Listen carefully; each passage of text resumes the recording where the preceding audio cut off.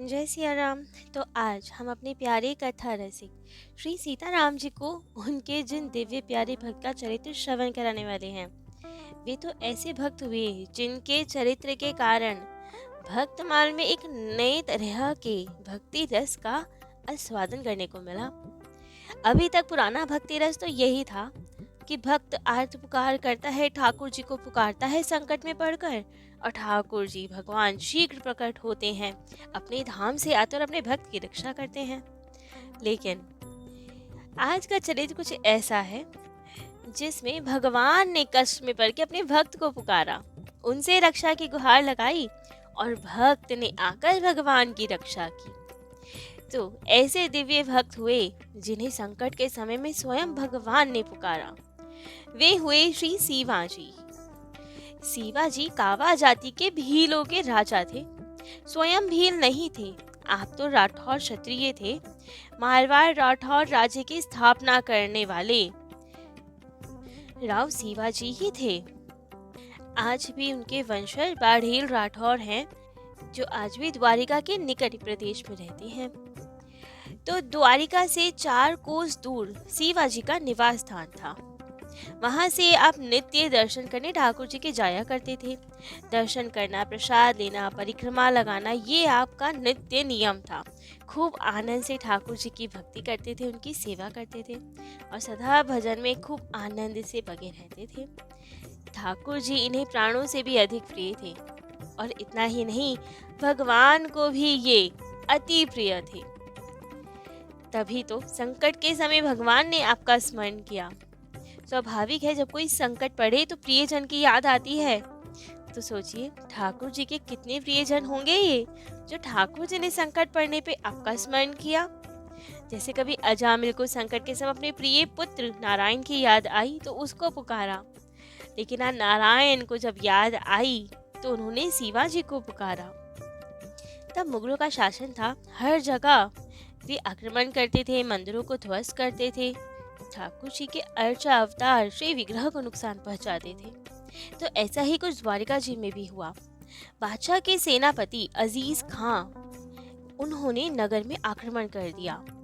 उद्देश्य था कि नगर को जलाकर मंदिर आदि सब तोड़ दिए जाएं, श्री विग्रह को हानि पहुंचाई जाए, क्योंकि हिंदू धर्म के केंद्र को ही नष्ट कर देंगे तो इस्लाम धर्म का केंद्र स्थापित होगा और धीरे धीरे हिंदुत्व खत्म हो जाएगा।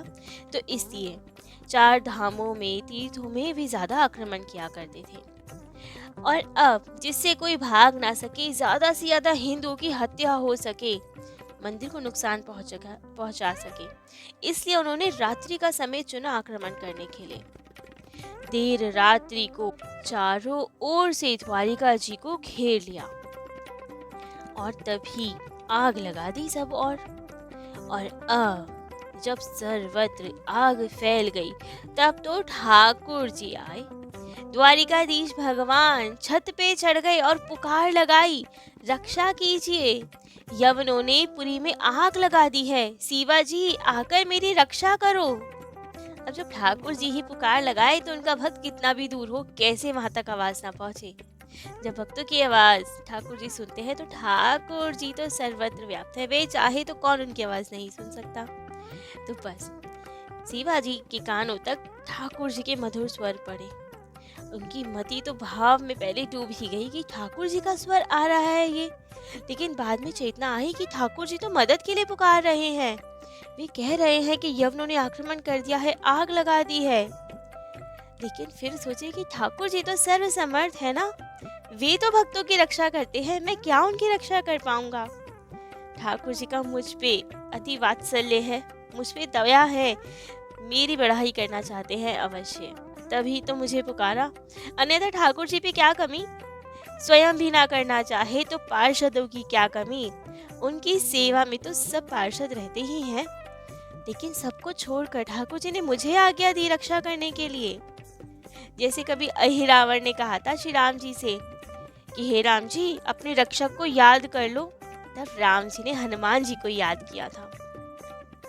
जबकि सब कुछ करने वाले हमारे प्रभु ही हैं, लेकिन फिर भी हनुमान जी को बढ़ाई देनी थी तो हनुमान जी को याद किया कि आप हमारी रक्षा करो, अहिरावण का वध करो। ऐसे ही हनुमान जी, गरुड़ जी सब तो द्वारिकाधीश भगवान की सेवा में थे ही, सारे पार्षद विद्यमान थे।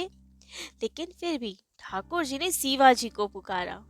तुरंत शिवाजी का जब भावावेश कम हुआ, तुरंत अपनी छत पे चढ़ गए और जोर से नगाड़ा बजाया, युद्ध की तैयारी की। जैसे ही नगाड़े की ध्वनि सुनी, सारे सैनिक घुड़सवार सब आ गए और उन्हें लेकर शिवाजी पहुंच गए द्वारिका। और वहां जाके देखा तो उन्होंने बहुत उपद्रव मचा रखा है। ठाकुर जी की कृपा और आज्ञा की शक्ति से लगभग 500 घुड़सवार वीरों ने कई हजार सशस्त्र यवन सैनिकों के टुकड़े टुकड़े कर डाले। खूब घनघोर युद्ध हुआ।